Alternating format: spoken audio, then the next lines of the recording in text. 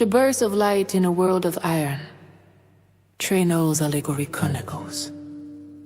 Rome stood unchallenged, an empire of marble discipline and unyielding iron.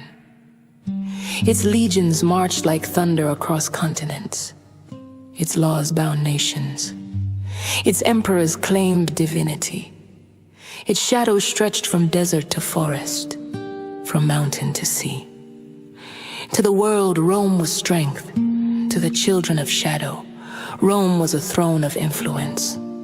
To the Anunnaki, Rome was the masterpiece of the pale image, a world forged by conquest, ripe for domination. Yet the father of all had prepared a paradox hidden beneath the noise of empire. For while kings sat on gilded thrones and legions clashed on distant borders, the greatest moment in all creation approached quietly. Not in palaces, not in temples, not in Rome at all, but in a small village, far from the roads of power, a humble beginning. In the hill country of Judea, where olive trees whispered ancient secrets and shepherds watched the night sky, the Father touched the heart of a young woman. Her name was Meryam, a daughter of the lineage protected since the dawn, a vessel chosen before creation's breath. She lived simply, quietly, unseen by rulers or generals.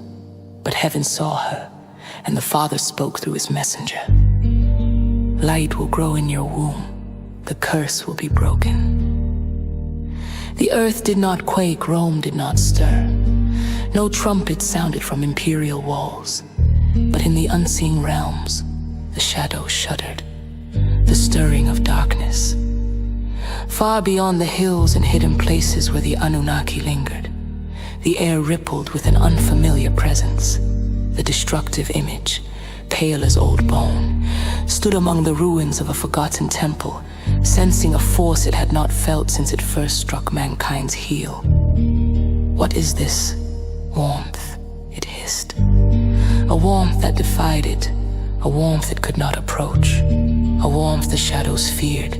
The Anunnaki leaders exchanged troubled glances.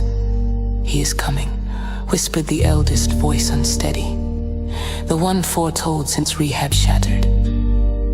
Their eyes, cold and ancient, filled with something they had nearly forgotten: dread. The census and the road, Rome in all its unknowing obedience to prophecy, issued a decree. Every family must return to its ancestral city to be counted. So Meryam and Joseph set out for Bethlehem, following a trail of prophecy written centuries earlier. The road was long and dusty, weaving through plains watched by Roman soldiers and patrolled by collectors of Caesar's tax. Yet with every weary step, the Father guided them.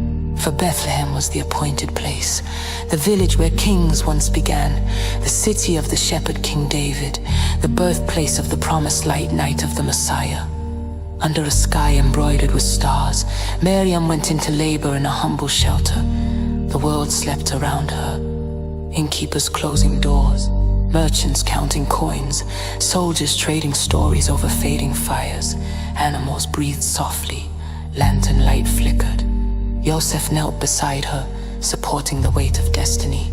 And then, with no imperial proclamation, with no Senate decree, with no legions to witness it, he was born. The Messiah, the light wrapped in flesh, the answer to the curse. His first cry pierced the night like a sunrise break in the horizon. In that moment, creation shifted. The curse trembled, the phantom zone flickered. Every power of darkness felt a wound open in its dominion. A new star ignited in the heavens, burning brighter than any Rome had seen. Shepherds awoke from visions of radiant messengers proclaiming, "A Savior is born, the one who will crush the destroyer." They hurried to the manger and found him wrapped in cloth, eyes bright with a light older than the stars, the trembling of empires. In Rome, the emperor slept soundly, unaware his world had changed. In Persia, wise men studied the sky with awe. In Greece, philosophers dreamed of figures radiant with glory.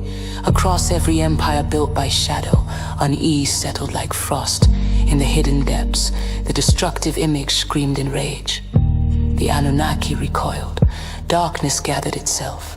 The light had come, not as a warrior, not as an emperor, but as a child, and that made him more dangerous than any weapon the Father could forge. The beginning of the end.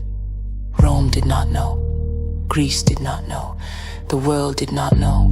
But the powers of the Phantom Zone knew. The one destined to break the curse, to shatter their influence, to reclaim mankind had stepped into the world of iron. They would rise to strike his heel through kings, councils, and crosses, but he had come to crush their head. The War of Ages had entered its final stage, beginning with the cry of an infant in a manger, beneath a star, in a world ruled by iron.